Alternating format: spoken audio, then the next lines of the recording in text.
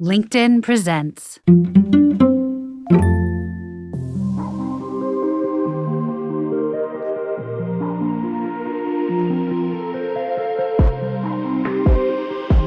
This is the Forbes Books Podcast, conversations with incredible humans who are making a difference in the world of business and beyond. Hola, I'm Joe Pardavila, and my guest this week took the conventional road to success, including an MBA from Stanford and a job in sales at a huge tech company. Turns out he found more opportunity in sharing the reality of that career than actually following it. Ross Pomerantz is a content creator, social media star, and founder of Corp Capital, a syndicate that connects sales professionals with investment opportunities. But he's also the man behind Corporate Bro, the hilarious alter ego that pokes fun at corporate America and office culture. We're going to get into all of that. Plus, Ross is going to show us how you can find opportunity in the unlikeliest of places and how humor and authenticity can be powerful business building tools. Ross, how are you? I am absolutely excellent. Appreciate you having me on. I love the fact that you're excellent. That's very good. Love that. It's always funny, too, when I go to a restaurant or something, people say, how are you? I'll be like, oh, I'm awesome. And they're like, oh, that's so great to hear, because everyone's usually just kind of like, when they do these niceties, they just like, yeah, I'm fine. Yeah, you know. Fine, how are you? And I don't actually care. Right, exactly. You know? So whenever I say that to someone, it's like, it's as if I've given them free money. Like by just responding to them as a human, that really breaks up. So I appreciate you bringing excellence to the table. Yeah, the bar's been low lately, so excellence is a little lower than we're expecting or than it used to be, but I'll take it, honestly, at this point. So, Ross, I want to start by talking about comedy, because I did a lot of sketch and improv in New York City, and you always talk, and I don't know if you have any background in this, but you always talk about finding the game of a scene, trying to find the unusual and exploiting that and heightening and exploring. So when you decided to make business funny or make funny business content, what was the game? Like, what did you see that was unusual that you wanted to sort of heighten and explore? Well, there's a few things. I think part of it was I was 24 years old in the heart of Silicon Valley. I was working for Oracle, which is a major tech giant, kind of the pioneer of what we'll call the modern inside sales organization. And I was in this building. They have this beautiful campus in Redwood City, south of San Francisco, and these gorgeous buildings you see from the freeway. But across the street of those gorgeous buildings is where all the salespeople were, in this place called Twin Dolphin. It was basically a frat house with a dress code. And, you know, there were several thousand of us, mostly between 20 and 40.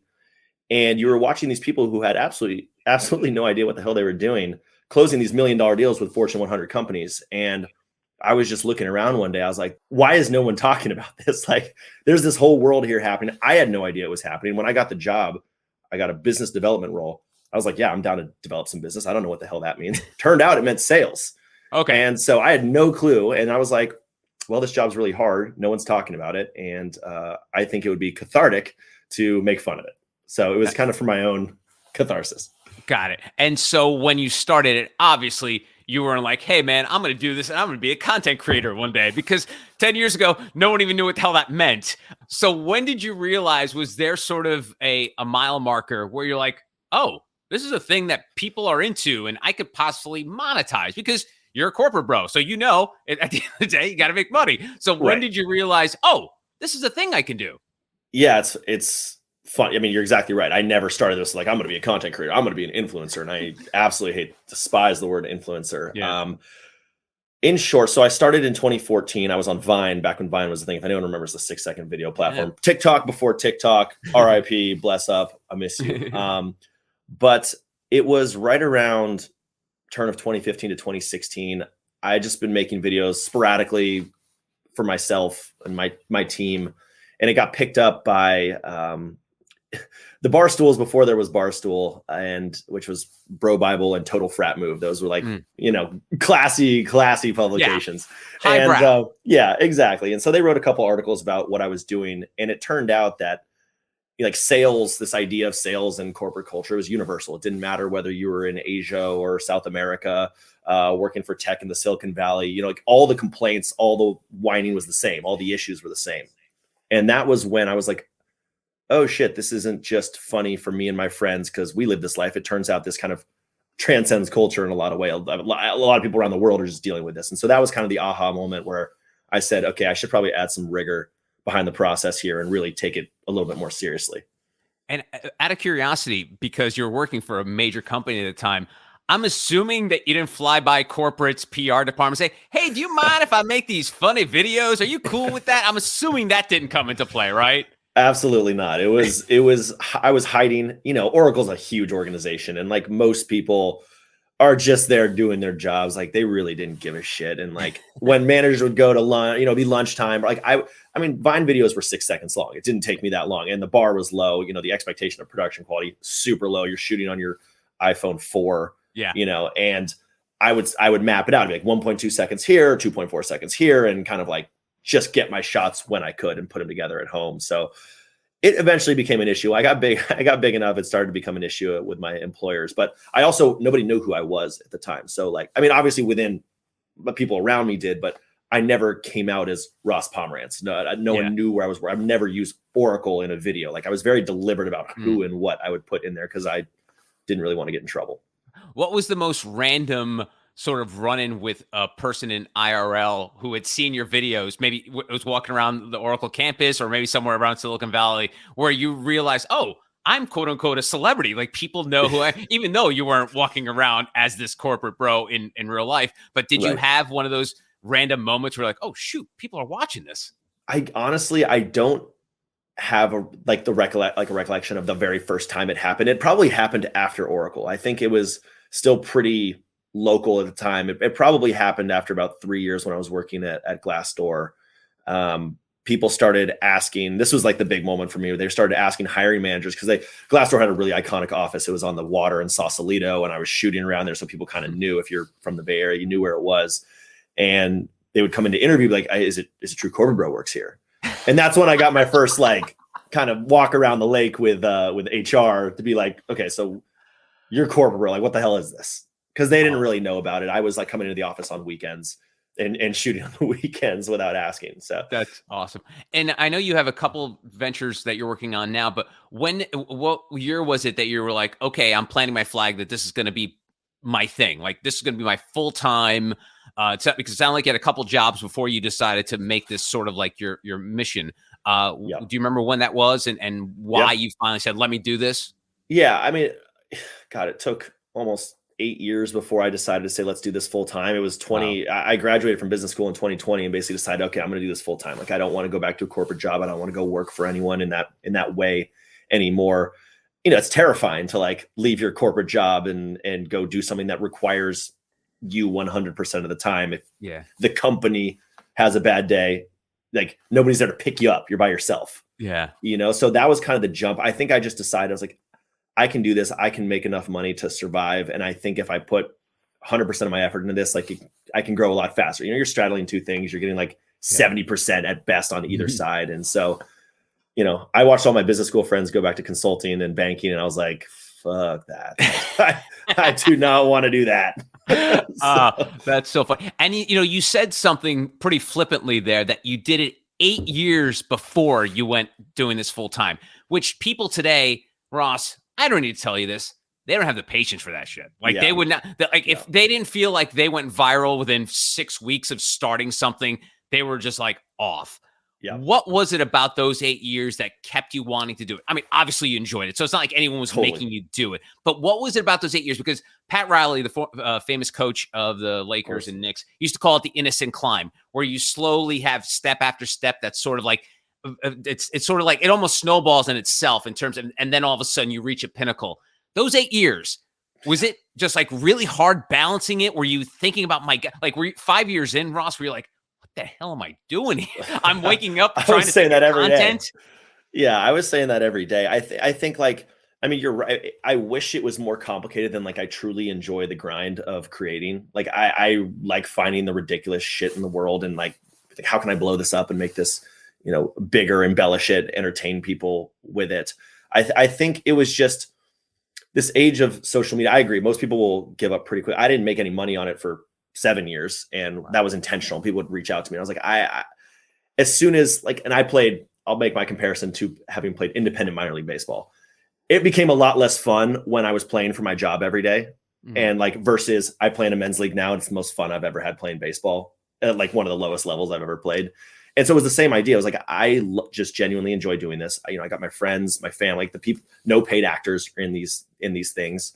It was nights and weekends. I'd buy a bunch of Starbucks for people and we would just go fuck around in an office. Like, it was just genuinely fun. Like, I'd have scripts and certain things ready, but it was really love of the game. I just enjoyed making stuff, and I was stuck in sales. So I wasn't able to flex kind of the creative muscle at the time. And I think people often ask me, they're like, oh, okay, well, how do you figure out your passion? I was like, well, think about what you do when you're absolutely bored as hell.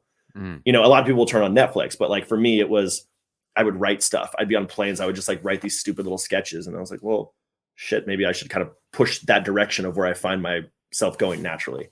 Yeah. And it's funny, Ross, I think before 2023, someone would probably compare to you to be like the modern day Dilbert, but now we can't really use that anymore. Yeah, no, that was the original. Yeah. People would be like, what is corporate? I'm like, well, think about like Dilbert, but like video form. And now we can't really say that anymore, but separate the art from the artist, right? The intent, right. The art still stands. Not that I, agree with what he's saying, but it's funny because I'm sure that was like the easy way to get into people. Like when you were randomly doing stuff. Yeah, it's like, Dilbert on the phone or whatever like that. But now I guess it's like, yeah, you don't do that. Right. It started as third person. Like the character's name is now Corporate Bro, but it started as like the captions that I would write is like Corporate Bro finds a lucky penny. It was like part of my writing process. Corporate Bro has like a rough day. So I was separating it from myself. I just found that to eventually be limiting in a lot of ways. So I started using like first person. It just made it easier to write kind of like story and use comedy and like in the captions of social media versus just like what you see in the scenes and so forth. So now people call me Corp. More people just call me Corp now. Yeah. I mean, I think it was just Dilbert was easy for people to understand. Like, oh, okay. So you're just like doing comedy corporate stuff. Yeah, pretty much. And I'm curious in terms of your comedy style, who are your influences? Because it doesn't sound like you've done any kind of work in entertainment or anything like that. So how did you learn to do this? Was it basically just you just putting pen to paper and just writing it out, or who's influencing you? I think self-doubt and insecurity, number one. Like growing up, I was just kind of the funny guy in my group purely out of insecurity. I was like, no one can hurt me if I hurt me first. Self-deprecation, just like kind of trained myself to be quick in responses that just purely, again, born out of insecurity.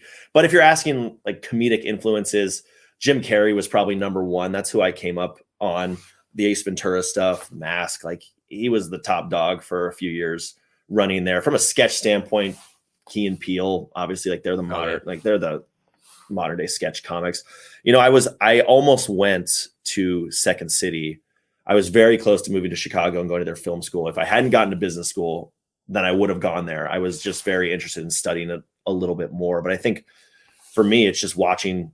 There's so much content out there you can study. There's so many different people who are really good and have these different games, that you mentioned early on. It is all about finding the game, but different people can inspire different games. And you're like, oh, how can I apply that to my niche or kind of corporate humor? And so, I would say Key and Peele, and then Jim Carrey was like kind of where the physical stuff came from, the facial expressions and all. Yeah.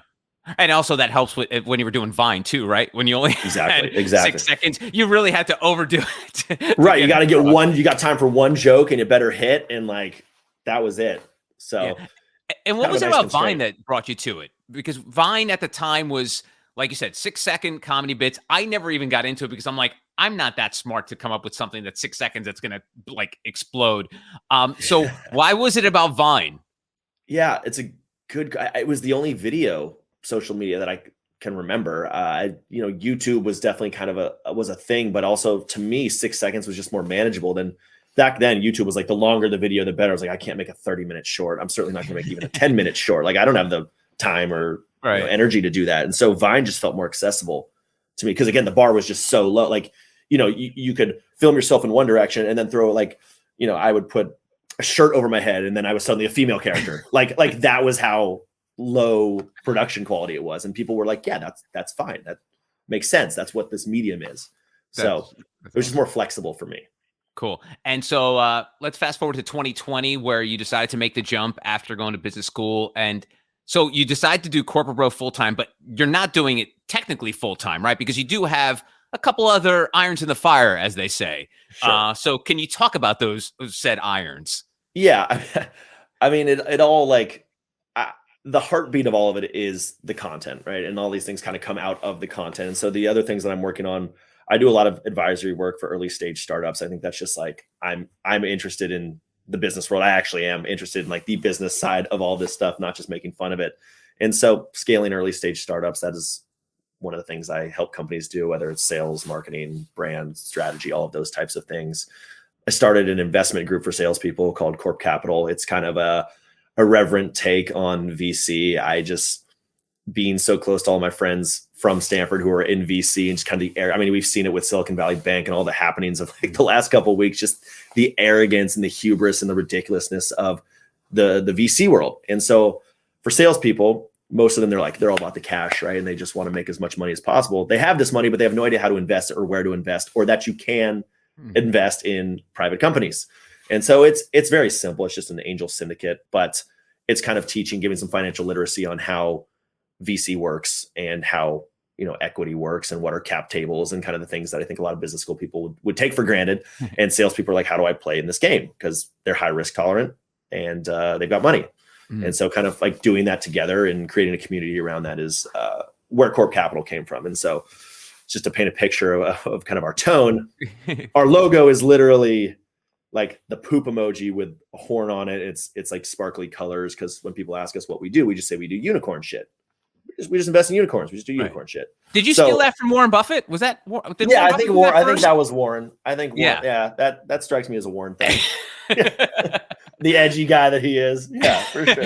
I want to ask you about sales because one of the things that I know I could never do is be a salesperson. I think it's because like I'm an immigrant's kid and like the idea, I always have like a weird relationship with money. Yeah. So to get money out of someone, like even when my day job now, I produce podcasts, I consult people. Like I never even want to know about money. Like they'll say like, how much does it cost? I'm like, I don't know. I don't want. There's people that do that.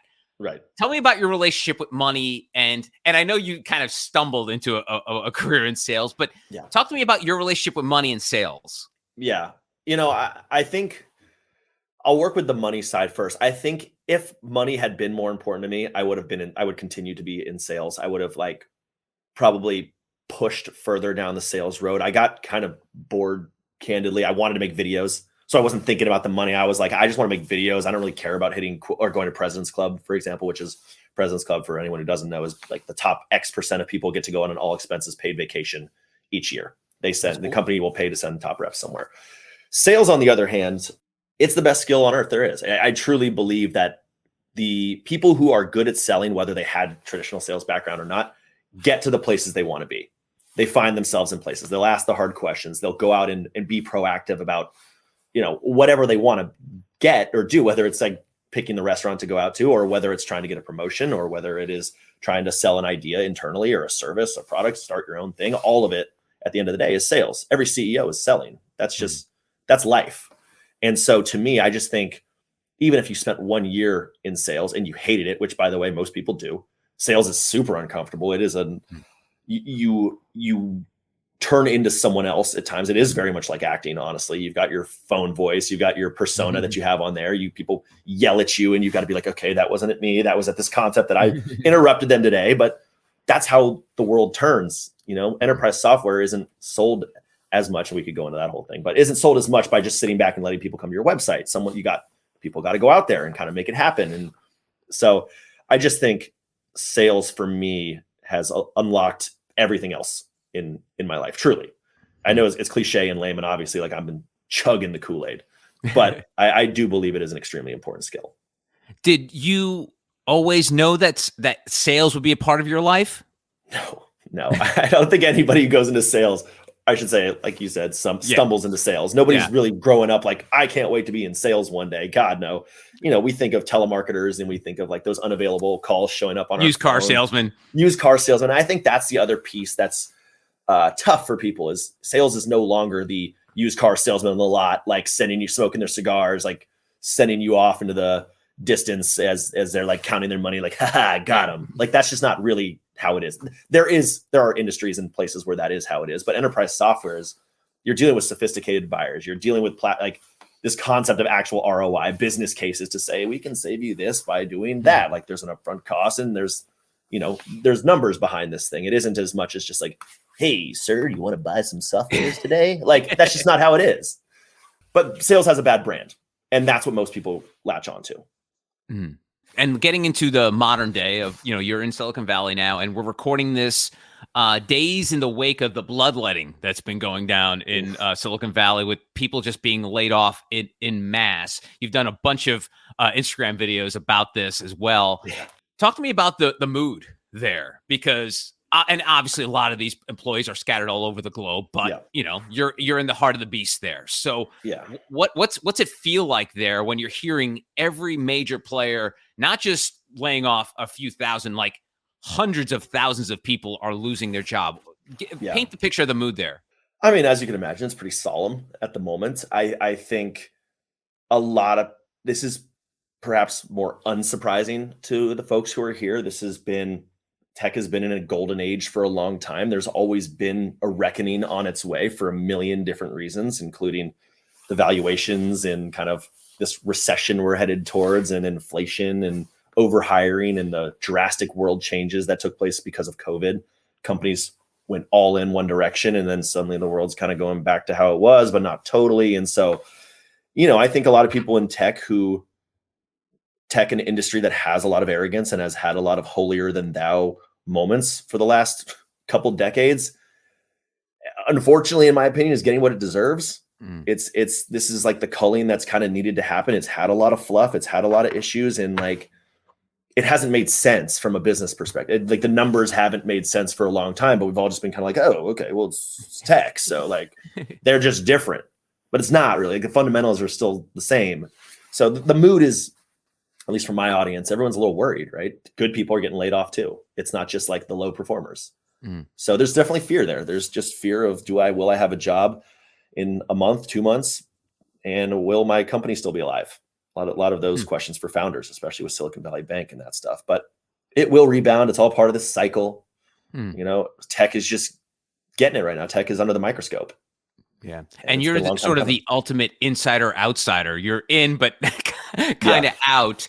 And me as a complete outsider, is it too cold to say that a lot of these tech companies, you actually said the phrase overhired, are they essentially trimming the fat? And I know that sounds kind of cold, but is that what's happening? Yeah. For a lot of companies, yeah. For the bigger companies, yes. For the smaller companies, they're just simply trying to survive for longer. They're trying to save as much money as they can, so their burn rate is extended or reduced. Therefore, their lifespan is extended. If things don't turn around and they can't, get their revenue numbers up. A lot of companies, let's just say like the Microsofts and the Amazons who laid off 9,000 more today, those and the Metas, like, they have overhired, they have overscaled. There's a lot of fluff. I can't remember who came out and was like, there's a lot of people that aren't working very hard. And that is true. There are a lot of people who are putting in 3 hours a day and like cashing out, making their six figures and so forth. The problem isn't those people. It wasn't their fault they got these nice cushy jobs that allowed for complacency. It's these companies didn't have cultures of performance.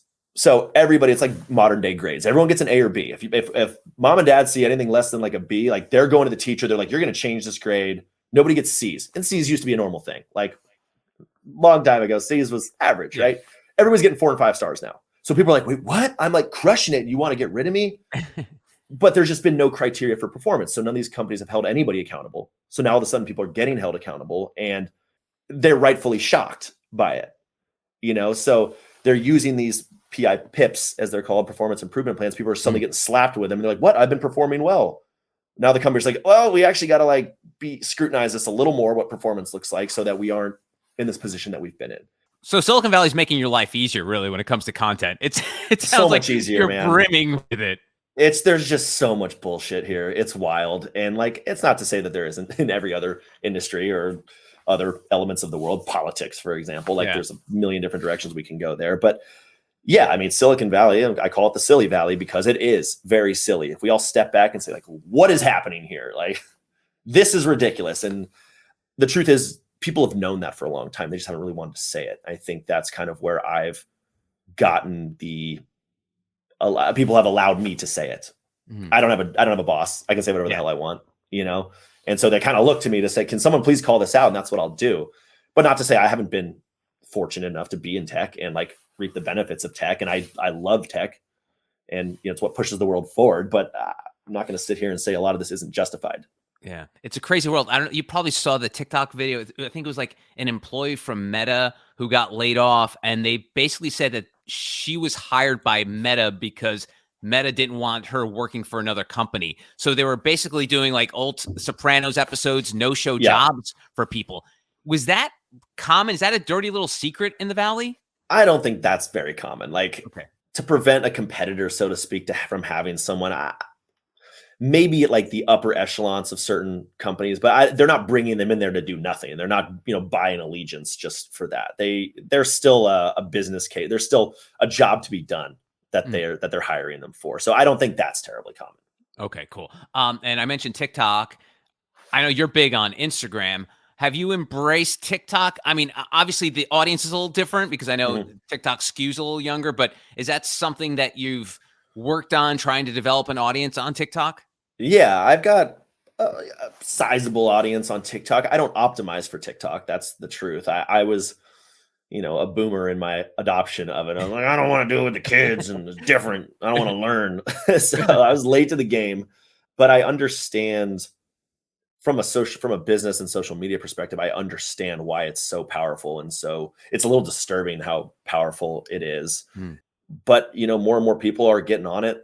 I've recently kind of had a good run on there. I've started to kind of figure it out, but it is potentially problematic. I do see why it's problematic, specifically from the addiction standpoint. I mean, it is wild what they know about you and what they show you. And you're like, I didn't even know this was a thing. And I love it. Thanks for showing me TikTok. And all of a sudden 2 hours are gone. So I really try to with my schedule, I build in kind of like TikTok time. I get 15 minutes to browse because I do need to watch it. I do need to understand what are the trends, like what's the algorithm pushing, what are other creators doing that is successful so that I can be. But it is a place where you can it's a time suck for sure. Wow. You said algorithm too, because I cannot wait till the book is written about the TikTok algorithm, because there's something in the water there. I don't know if it's in China. I don't know where the hell they developed it, but the what they've been able to create there is just phenomenal. Because you said also the word trend. It seems like anytime something is trending now, it's from TikTok. And I have dear friends of mine that have teenage daughters, and they'll randomly start singing a song from the 80s. And I'm like, how do you know that song? Oh, I heard it on TikTok. Or they're wearing this shirt. It's on TikTok. It's like, it's crazy the impact that app has on people's lives today.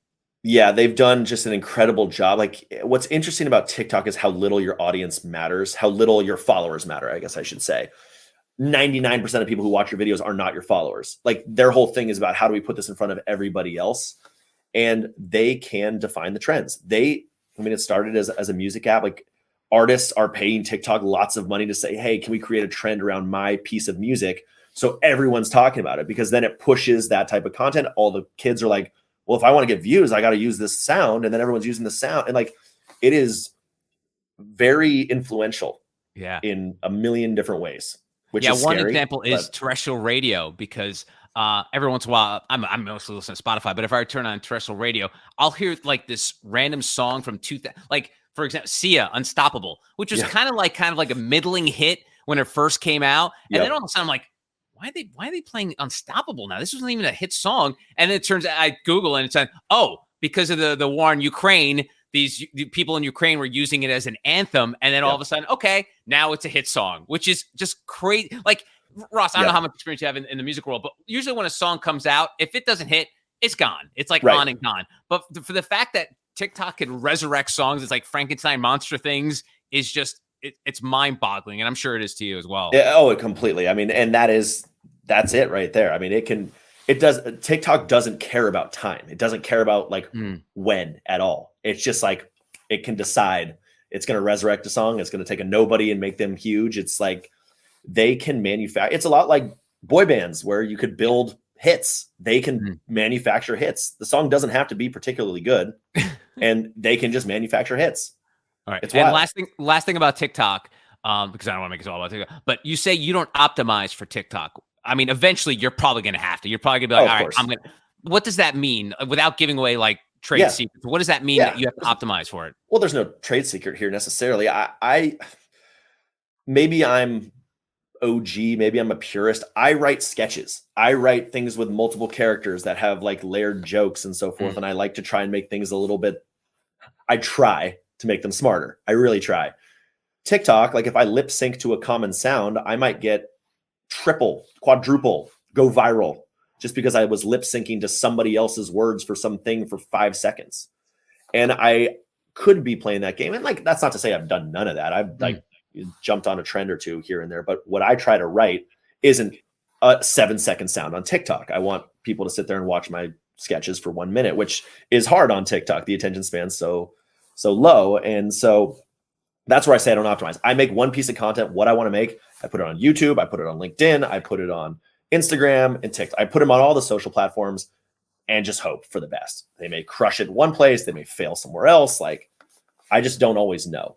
Yeah. It is annoying about that. I remember even like myself, even though I'm not an influencer, like I will put like the most random tweet and something really stupid and it'll get like hundreds of likes. And then all of a sudden I'll have like this, I've got this really clever observation and it'll be as if a tree falls in the forest. So I can't imagine someone who does it for a living, how frustrating that may be.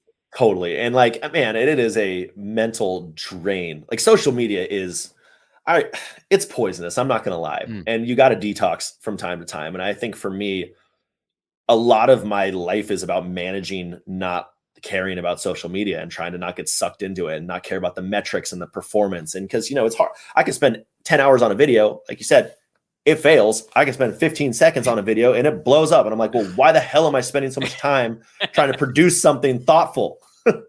you know? Man. The struggle's real. All right. So 3 years into basically your full-time venture as corporate bro, how's it feel? Like, is everything you imagined? Is it like, oh my God, what regrets? Like, yeah, talk to me about the 3 years. I think like you get to a certain amount of followers, you start to get like the hundreds of thousands of followers and people think, oh man, like their life must be so different. Like they're so rich. Nope. Nope.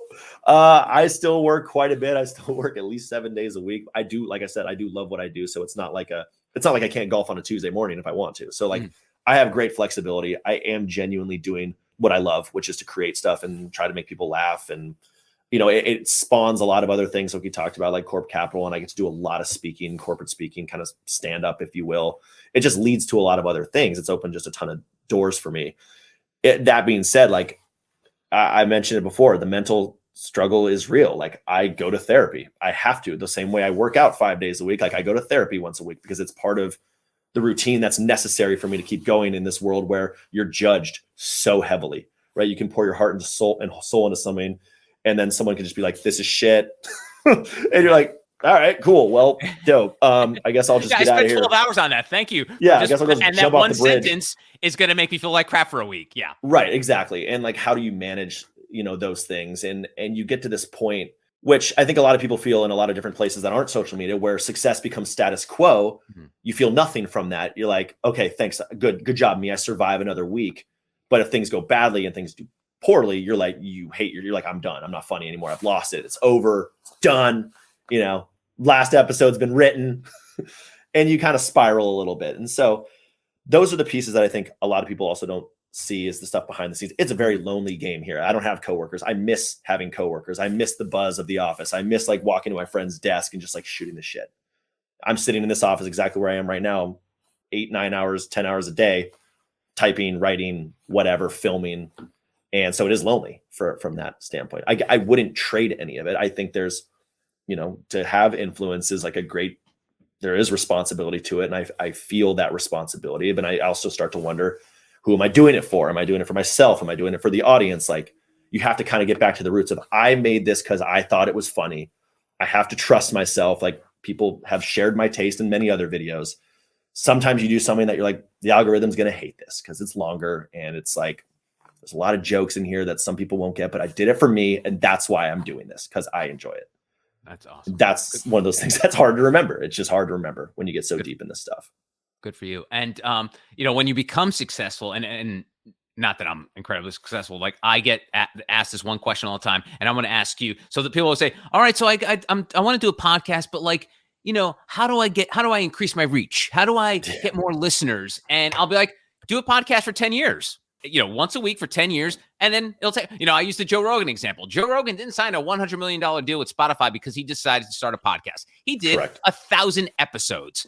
So, and I'm sure you do. What is your go-to response when someone says, hey, Ross, I want to start my own Instagram channel. I want to be an influencer. How do I do it? How do I So what is your go-to? And whether it's a thoughtful response or just something you've just come up with that's very easy, what is one thing you always tell people when it comes to people who want to emulate what you're doing? I say, give up, nerd. No, exactly what you said. You said it. Like, make one piece of content a week for 6 months. 8 years, almost 10 years now of like one a week. That was always my goal, one a week. And I think for 7 or 8 years, I missed total of maybe 5 or 6 weeks.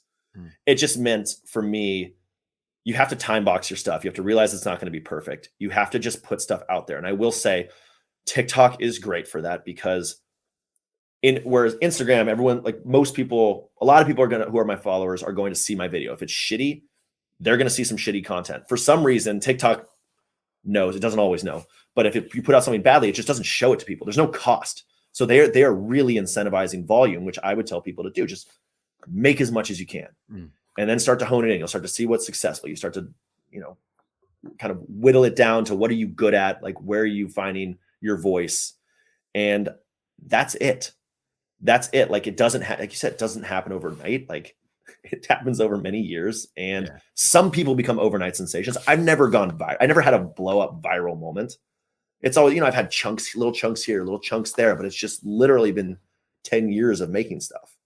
And that's it. That's it. I wish I had like a silver bullet. If I did, I'd have a Nobel Prize and I'd have an island. Yeah. And you'd use it. I would use somebody else.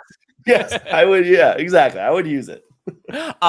Lastly, who's like the biggest fan of Corporate Bro? Have you ever had like a like or a message from someone, whether they're, whether a quote unquote celebrity or maybe a star on the Valley that made a comment or even reached out to you saying, hey, love what you do? Because I'm curious what some of the higher echelon people in your world think about you.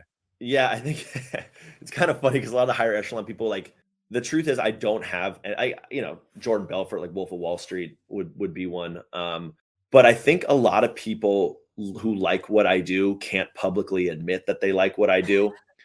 Like, I post stuff on LinkedIn that people will message me one off and be like, man, I love your stuff. I just can't engage with it. Like, I can't have my employer see it. Like, I can't have anybody around me professionally see that I enjoy like what you're saying here, even though I agree. So I don't quite have that yet, I would say. Also, I think because I make fun of so many of them. Yeah. like Elon, for example, I feel like he would love what I do, but also I kind of roast him a decent amount. So the short answer is probably Wolf of Wall Street would be like. So in other words, you are the modern day Dilbert. No one wants to admit. Exactly. Although, again, separating the art and the artist. That's all I'm saying. That's all I'm saying. But Ross, it's been a great chat. For people, when what's your calling card? Like, where do you want people to follow you, look you up? What's the best way to find out more about Ross and Corporate Bro? Yeah, I mean, any social media platform. We've got a show coming out in April everyone should watch called SAD, Sales Are Dope. It's an 8-episode show. It'll be on YouTube, which is super highly produced and short episodes, 8 to 17 minutes. That would be a great place to start if you want to understand kind of the world of tech and sales. It's built for people who don't know anything about it. But yeah, I mean, Corporate Bro, you can just search it anywhere. Throw it in that Google and you'll find me most places. Sweet. Ross, thank you so much for the time. Really appreciate it, man. Thanks, Joe. Appreciate you. And that wraps up another episode of the Forbes Books Podcast. If you enjoyed the show, make sure you take a second to subscribe so you automatically get new shows when they drop. Also, if you have a minute, I'd love if you left us a review so more amazing entrepreneurs like yourself can discover the show. And of course, you can always connect with me on Twitter, LinkedIn, and Instagram at Joe Pardavila. And lastly, don't forget the golden rule and treat others as you want to be treated. Thanks for listening. Until next time, adios.